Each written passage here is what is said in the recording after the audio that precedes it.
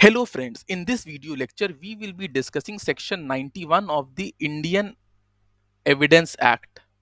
Evidence Act का section 91 we will be discussing. Okay, so we will be discussing Evidence Act section 91 which is related to documentary evidences. So section 91 deals with prevailing of documentary evidences over oral evidences.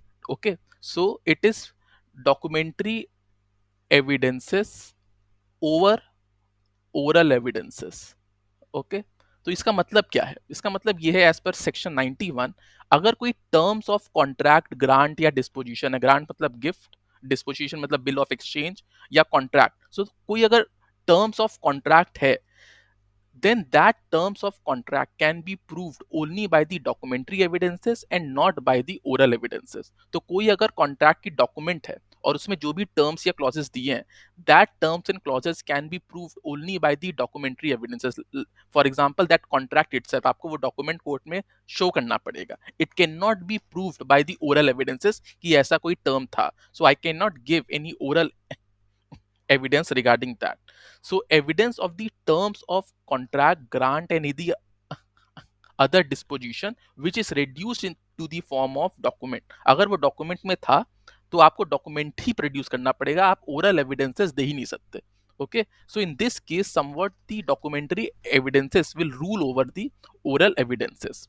Okay, so if we see this section, section 91 can be read with section 59. Section 59 also generally declares it that as far as document is concerned or the content of the document is concerned, oral evidences cannot be used to prove the content of the document.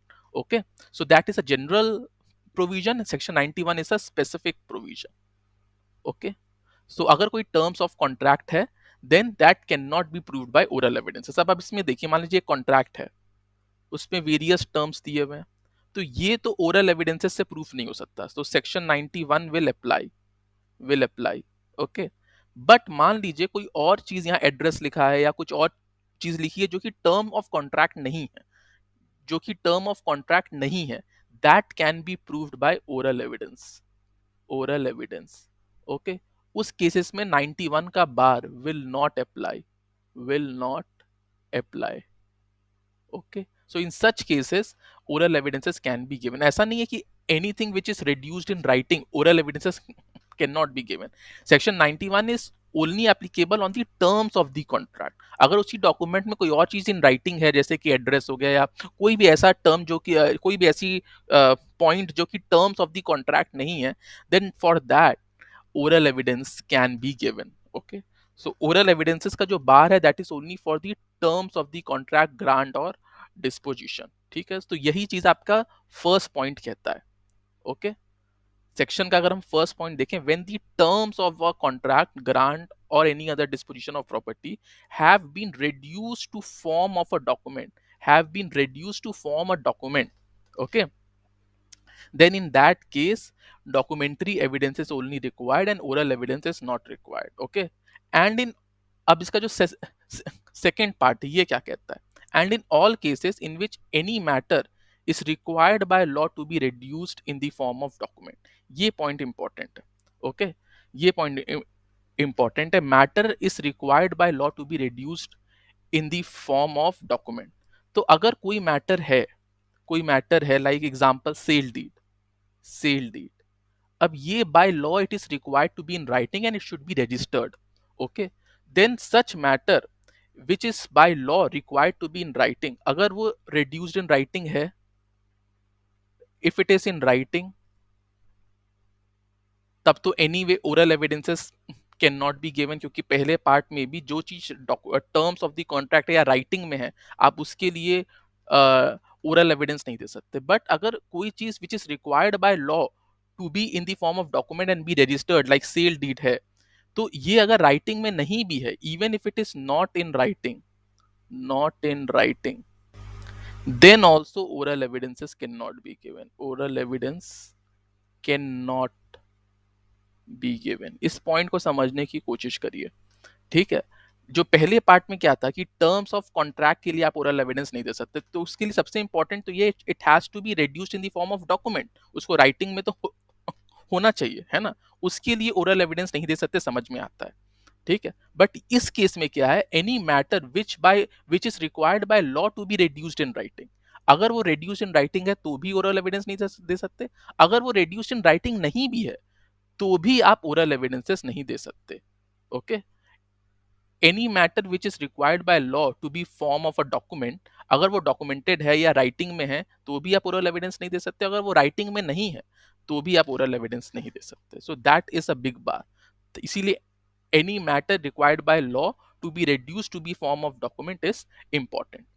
Okay, अब यहाँ पे आप ये देखिए, जो इसका first part था, where the terms of the contract, यहाँ पे सबसे इंपॉर्टेंट क्या है, it has to be reduced to the form of document, इसको राइटिंग में होना चाहिए, लेकिन राइटिंग में होने के बाद भी it has to be the term of the contract, ठीक है, it has to be the term of the contract.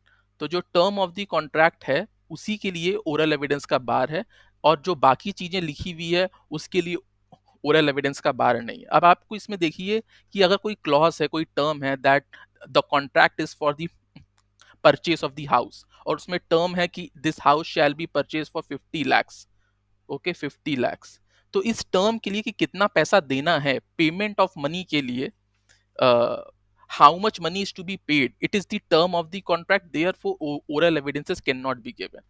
Okay, but whether the money was paid or not, payment of money payment of money, that is not the term of the contract. हमने आपको पैसा दिया, कितना पैसा दिया वो तो term of the contract है, 50 लाख, बट हमने आपको पैसा दिया ये fact, that is not the term of the contract, therefore oral evidence can be given, oral evidence can be given.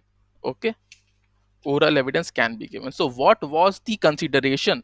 That is the term of the contract, and therefore oral evidences cannot be given. But whether the consideration for the house is paid or not, that is not the term of the contract, and therefore the oral evidences can be given.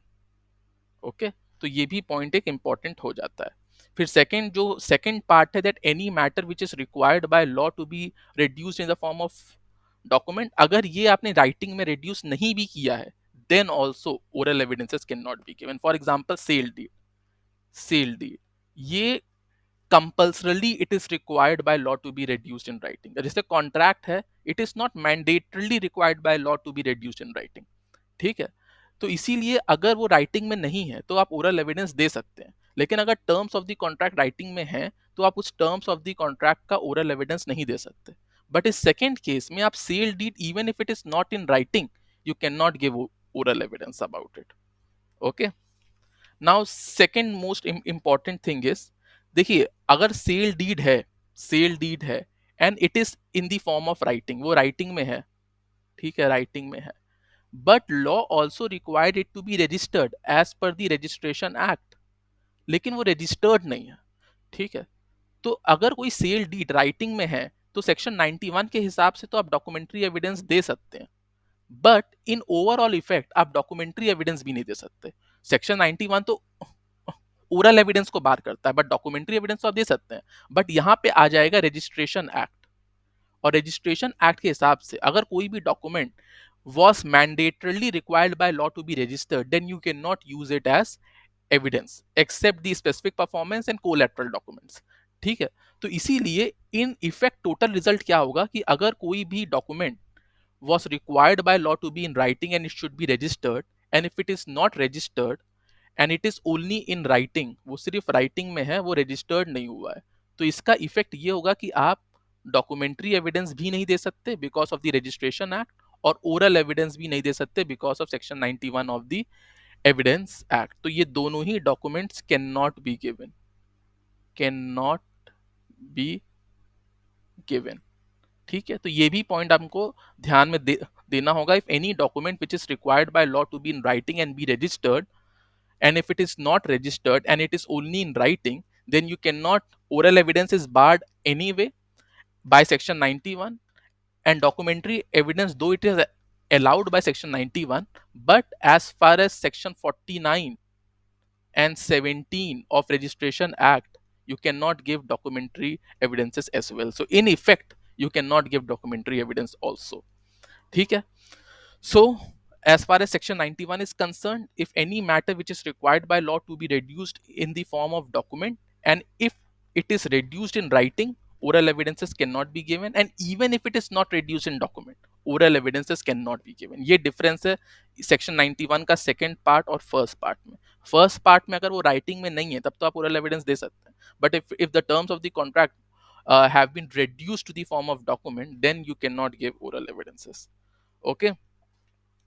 So this was the main section. अब इसके कुछ exception है. Exception number 1. So when a public officer is required by law to be appointed in writing, आप जैसे DM हो गया या governor हो गया, उसको writing में एक अपॉइंटमेंट लेटर मिलता है. And when it is shown that any particular person has acted as such officer, the writing by which he is appointed need not to be proved. तो अगर मान लीजिए कोई भी पब्लिक ऑफिसर है, उसको कोई ना कोई राइटिंग में लेटर मिला होगा, but if he is acting on that post, वो सीट में बैठा है, then it is not required in the court of law कि वो अपना अपॉइंटमेंट लेटर खोज के आए प्रूव करने के लिए whether he deserves that post or not. Okay. Now wills. Now wills can be proved by the probate, by the probate. So इसमें जो probate क्या है, it is a certifying document that the wills is genuine. It is given by the court. तो will को prove करने के लिए भले वो document में है, we can give the probate also. Okay. So this section applies equally to cases in which contract, grants or disposition is referred to or are contained in one document, and to cases in which they are contained in more than one document. अगर मान लीजिए 2-3 document में वो चीजें में लिखी हुई है, then you just need to prove only one document. Okay. अगर एक ओरिजिनल डॉक्यूमेंट का 2-3 डॉक्यूमेंट है, then you need to only prove the original document. But अगर एक सिंपल कॉन्ट्रैक्ट 2-3 डॉक्यूमेंट में है, then you need to prove all the 3 documents. ठीक है. तो एक्सप्लेनेशन 1 के हिसाब से you need to prove all the 3 documents, और एक्सप्लेनेशन 2 के हिसाब से अगर कोई ओरिजिनल कॉन्ट्रैक्ट का और भी कॉपीज है, so you just need to prove one original contract. Okay.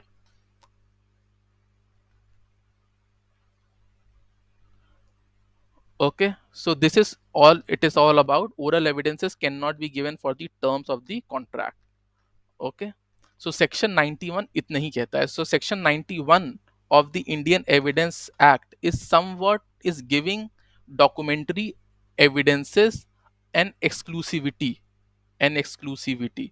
Exclusivity का मतलब कि सिर्फ documentary evidences will be exclusively used to prove these facts. Okay. That only documentary evidences will be exclusively used to prove this fact. Okay. तो ये section 91 is giving exclusivity to the documentary evidences that the terms of the contract, disposition or grants can be proved by the documentary evidences only, and if any matter is required by law to be reduced in the form of document, then whether it has been reduced in writing or not, oral evidences cannot be given. You can only prove it by the documentary evidences. अगर वो writing में है तो भी आपको सिर्फ आप documentary evidences use कर सकते हैं, ओरल एविडेंसेस नहीं. अगर वो राइटिंग में नहीं है तब भी आप ओरल एविडेंस तो यूज नहीं कर सकते. अगर डॉक्यूमेंट्री नहीं है तो आप ओरल भी यूज नहीं कर सकते. If there is any matter which is compulsorily required by law to be reduced in writing and it should be registered. ठीक है. अगर आपका राइटिंग में है लेकिन रजिस्टर्ड नहीं है, then you can't give oral evidences as far as section 91 is concerned, but you cannot also give documentary evidences by virtue of section 17 and 49 of the registration act. Okay.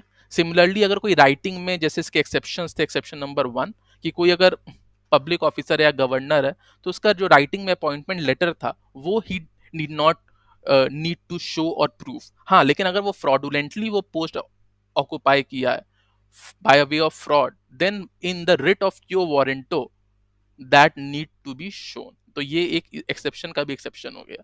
Okay. So this was all regarding the section 91 of the Indian Evidence Act. Thank you all.